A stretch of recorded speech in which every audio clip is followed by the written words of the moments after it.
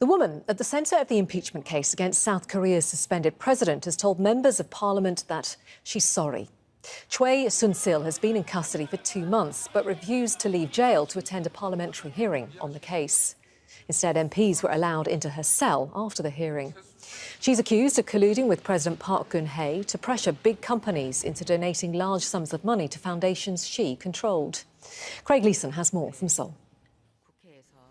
It's been an extraordinary day as these lawmakers have tried to force Choi Soon-sil to speak to them and give her side of the story in terms of her involvement with the President Park Geun-hye. She was refused to do that so far, so lawmakers decided they'll take the National Assembly hearings to the detention centre where Choi is being held. Even so, she still refused to speak to them. They then decided to charge her with contempt, and they then passed a motion that they would go and visit her in her cell. Detention centre officials refused to allow them to do that because they wanted to take journalists and a camera in to record the moment.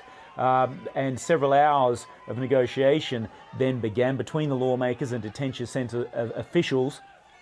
That resulted in them finally allowing the lawmakers into the detention centre, but Choi still refused to see them unless they agreed not to take the cameras in.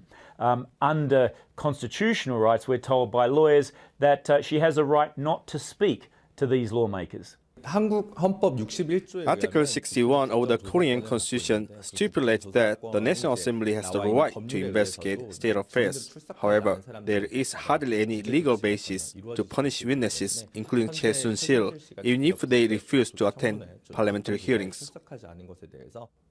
But as it transpired through further negotiation, the lawmakers agreed to Choi's stipulation that they meet without the cameras and the journalist, and that's indeed what happened. We're told by the lawmakers that Choi showed no signs of guilt, but did in fact break up when they mentioned her daughter. Now, her daughter is said to have been a beneficiary of the donations made by these large businesses to 2 foundations. In fact, it's alleged that one of these donations helped buy a horse worth millions of dollars for Choi's daughter to compete with in equestrian events.